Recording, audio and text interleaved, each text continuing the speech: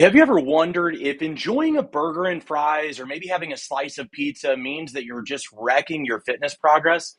Or maybe you're wondering if you have to eat healthy 24/7 just to get yourself back into shape. If so, this is for you because in this video, I'm going to be actually breaking down exactly how clean and healthy your eating really needs to be for fat loss, how the 80/20 rule works and can save you, and how to stay consistent without turning into a food obsessed zealot. And I promise, just like the last videos, I'm not going to tease about any keto zealot. So I'm not going to do that. We're just going to move on. All right. Hey, if you're new to the channel, welcome. My name is Lance, and since 2005, I have helped hundreds upon hundreds of high-performing entrepreneurs, creators, and online professionals reset their metabolism, drop fat, and rebuild muscle and their edge without extremes, rigidness, or quick fixes. So if you're a faith-driven, high-achieving man or woman who feels confident in what you do, but not in how you look or how you feel, and you want a permanent health and fitness transformation that doesn't suck so that you never lose your progress and backslide into the old ways, let's go ahead and dive in. All right, let me go ahead and share my screen here. Perfect. All right, here we go. All right, so the question is, do you need to eat clean 100% of the time or healthy 100% of the time for fat loss if you are a faith-driven high achiever? Okay, so we're going to go ahead and dive right in. Well, the very first thing is we've got to bust the myth of clean eating and what it is and all of that. So what you need to know very first and foremost, it doesn't matter what kind of diet, what kind of shakes, what kind of things you've done in the past, or what people claim works. Fat loss does not occur from eating healthy or clean 24/7, but from a calorie deficit. Okay. In fact, back in, I believe it was 2003 or four, a scientist who wanted to prove this ate nothing but Twinkies for, I think, about 60 days. And he created a calorie deficit where he was eating Twinkies only, and he lost weight the entire time. Now, I'm not telling you to do that because you will feel pretty crappy if you do this. But what I am saying is, if that's true, that you can eat at a calorie deficit and pretty much eat Twinkies or junk food all day long and still lose body fat, well, maybe there's a healthier, better version than the extreme of eating healthy 24/7 and feeling like you're dieting all the time versus eating just junk 24/7. And that's what we're going to do, because in my program, in Joyfully Fit 365, everything that we do is going to be paralleled on scripture. We want to make sure well, essentially the best way to put it is we want to build health and fitness on rock, where the world teaches typically to build health and fitness on sand, meaning when life or storms occur, the health and fitness building, if you will, is washed away, just like the word teaches us. Whereas if we do it the right way, a permanent way, a transformation occurs, and that means that we're not miserable. And if we're not miserable and we're getting results, looking better, feeling better, being healthier, I doubt we're going to actually backslide into our old ways, right? Does it make sense? So what you need to know is that clean eating 24/7 or healthy eating 24/7, yes, it might land you some good results, but it's also usually going to lead to a form of deprivation, which then leads to binging, which leads to guilt. And then we start the process over again, okay? Now, I have been in the industry now for 20 years professionally, and that is probably one of the things that I see the most. In fact, I had a client back in 2019 who really wanted to do a very clean eating version we'll just say of her nutrition. And as much as I discouraged that process, because I knew that you're going to get good results, but if you stick with that longer than 30 days, you're going to end up feeling deprived and you're going to go backwards. And that's sure enough exactly what happened. So what you need to know is that you don't need to eat clean or healthy 100% of the time. Now, before you throw rocks or stone me or anything like that, because I'm, preaching something of eating junk food, hold on for a second. I'm going to explain why this is and what we can do about it. Now, what you need to know is that a calorie deficit is simply eating fewer calories than how many calories you use in a given day. Now, it does not mean that your Apple Watch told you, well, I'm burning 2,400 calories, so therefore I can eat anything under that, and that should be good. Not necessarily, because unfortunately, as much as I love all the devices and all that, it makes it easier for us to keep ourselves on point. Unfortunately, it also is not going to be super accurate when it comes to our how many calories that we're burning, not to mention the fact that we're often off by as much as 46% when it comes to how many calories we believe that we're eating if we're not tracking it, okay? So while you don't need to eat clean 100% of the time, you do want to have a flexible, effective system with a safe and consistent calorie deficit you can stick to.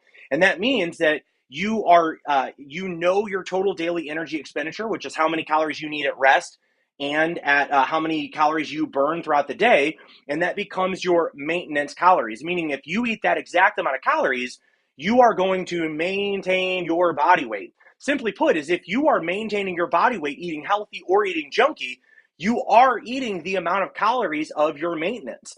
If you reduce that by 15 to 20%, you're going to start losing body fat, okay? So that's the whole premise here. Now, the 80-20 rule is where we actually get into balance, okay?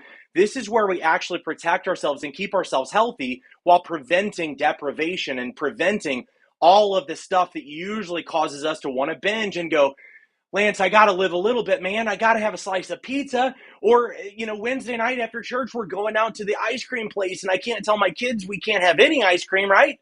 No, not at all. You can totally do that. In fact, we used to love going to Taco Bell after church on Wednesday nights, believe it or not. I know Taco Bell isn't very good anymore, but it was back then. It was great. Maybe it was because we were in our 20s. Maybe not. I don't know. But we still go for it every now and then. I just don't get the same foods I used to. The point is with this is when you do the 80-20 rule, which I'll explain, it brings long-term freedom with results. Why? Because you're still within your calorie deficit, but what we do is 80% of your calories are going to come from whole foods, the healthy foods, what we call nutrient-dense foods. So this is going to bring you energy, satiety, blood sugar stability, so you don't have insulin resistance. You have insulin sensitivity, which is absolutely what we want to balance out and prevent diabetes, type 2 diabetes, and all kinds of other issues that I won't, drone on and make this video too long for. So what is the 80% of whole foods? That's going to be your proteins. It's going to be fibrous foods, fibrous carbs, or low glycemic index foods. If you want to know more about that, you can check out my video on how to eat carbs and still lose body fat. You can check that out. And you can actually get a free download on glycemic index foods too. You'll want that. Also, it's going to be high satiety foods. So foods that are going to keep you feeling full longer, like again, protein and fibers, okay? So 20% fun foods, that's what we're talking about now. The fun foods are going to be anything you can think of, like fries, chocolate. Now, where I tell people not to do, I am a stickler about bioengineered food ingredients. I know maybe you're not, but I teach my clients to check those labels. We do that same thing for us. So what I want you to do is to check labels to make sure that you're not eating foods that aren't foods. We don't want to eat, foods of Bill Gates and all this stuff. I won't even get started on that, but we don't want to be eating foods that are not foods for us. That's not going to be good. Now you can pray over your food, but if it's not food, yeah, good luck. All right. So 20% fun foods is going to bring consistency, sanity. It's going to help your social life. Okay. 20% is going to be purposefully included, not like, oh, well, I just accidentally ate 12 cookies, so I guess that's going to be my 20%. No, it's probably 50%, if not more. You want to plan that 20% so that you're not haphazardly just going through life and eating whatever and then checking and going, oh no, I totally blew it. I overate. I ate too many calories. Or my gosh, I just had like 65 grams of sugar. That's not what I wanted. So you do want to make sure that you plan for that 20%. It is not an accidental cheat, okay? Now, it does also not mean that you eat clean for 5 days and then binge. That's the same as a cheat day or cheat meals. And I did that for years with my wife, Lauren, back when we were still just doing personal training, when we owned our own personal training studio. Now, did we get results? You bet. But did we also daydream and fantasize about foods that we couldn't have during the week all the time? nonstop. It's pretty much all we did. It's like that old song from the 80s, everybody's working for the weekend. Well, for us, we were eating for the weekend because we were just like going through every day, just like literally writing down foods that we were craving to stockpile up for the weekends. Now, what ends up happening for us is that we would eat clean, eat healthy all week, do really good, probably under eating on calories. And then by the time we get to Saturday or Sunday, whichever day our cheat day was, we're down in body fat, down in weight, maybe feeling a little bit lethargic at that point. And then all of a sudden we're like, we've got chewy chips ahoy, we've got nachos, we've got pizza. It's a smorgasbord. Come one, come all, stuff your face. You get it one day and one day only. It was unhealthy. It wasn't good. And usually I would almost undo the results that I got all week in just a given day. So we don't want to do that. And eating the 80-20 rule prevents cheating and builds sustainability instead. And again, that is health and fitness built on rock instead of sand. And that's what we're looking for. This channel is all about permanent transformations. The only way to have a permanent transformation is to do it in a way that you can picture yourself doing your health and fitness plan for life without dread. That's how I live. That's how my clients live. And that's what I'm going to teach you to do as well. Why does the 20% matter just as much? Well, it's going to prevent rebellion. It's going to prevent the excess restriction that causes binging. It's going to help you to feel satisfied and satiated, even though you're getting healthier and in better shape, okay?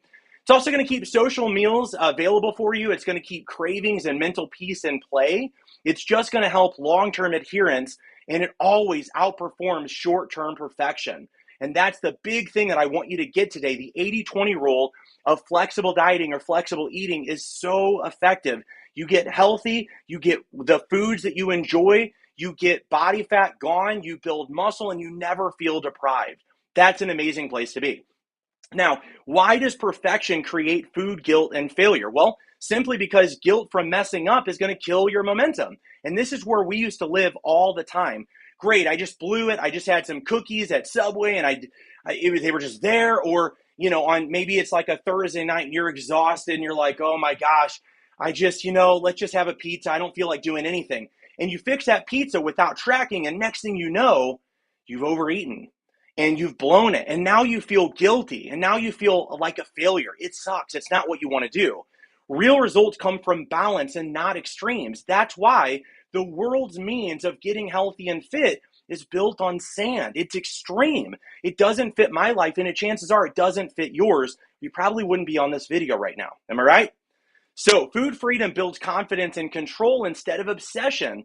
The Lord doesn't want us to be obsessed with food. He wants to have balance for us, just like everything in the Word. Now, I'm going to get this wrong because I always, for whatever reason, get this backwards, but I've loved the scripture talking about how, let's see, easy is the burden, light is the yoke. It may be backwards, but that's the truth. And I believe that health and fitness, your business, how you raise your family should be parallel to that. Whichever that is, easy is the yoke or easy is the burden, light is the yoke. Whichever one it is, you can make fun of me in the comments below. It's been happening for literally 20-something years. But that's the idea here, guys. So the other thing is that doing perfectionism, doing the extremes built on sand, it doesn't fit anybody's real life. Not anybody that I know, unless you just hate eating fries and hate eating pizza or chocolate, or maybe you hate having a glass of wine every now and then, or maybe you just, you just love that stuff. I don't know. You're probably not in the right place if so, okay? So short-term solutions to a long-term problem, which is the world's way of getting fit, means results that never last, even though you put in that hard work. I don't know about you, but I don't want to put in work that gets me a result and then I lose it. It's kind of like building a house knowing that in a year that house is just going to crumble down to the floor. Or if we're using scripture, it's like building a house on sand. The first storm that comes washes that place right away and you've got nothing to show for your work.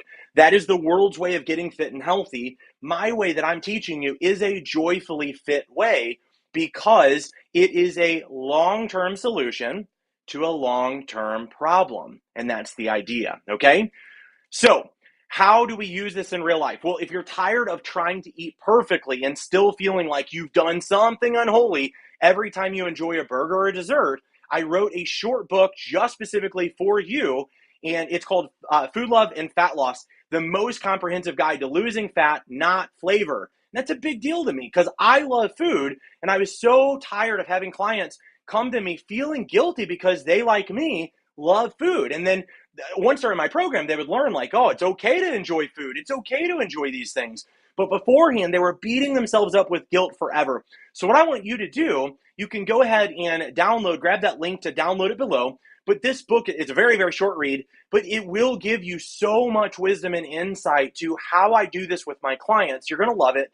And by the way, it's also cheaper than it's ever been right now, so don't miss that.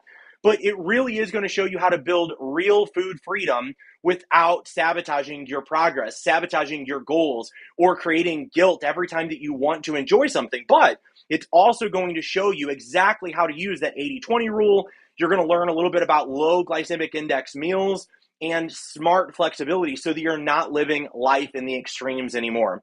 So thank you guys so much for watching this. Let me go ahead and stop sharing. There we go. I appreciate you guys. If you feel like this was valuable, if it helped you, go ahead and click that like, and don't forget to subscribe so that way you don't miss anything else coming out that I've got. I've got so much good stuff coming to help you live and build your health and fitness on rock instead of sand. Thanks, guys, so much. I will see you all.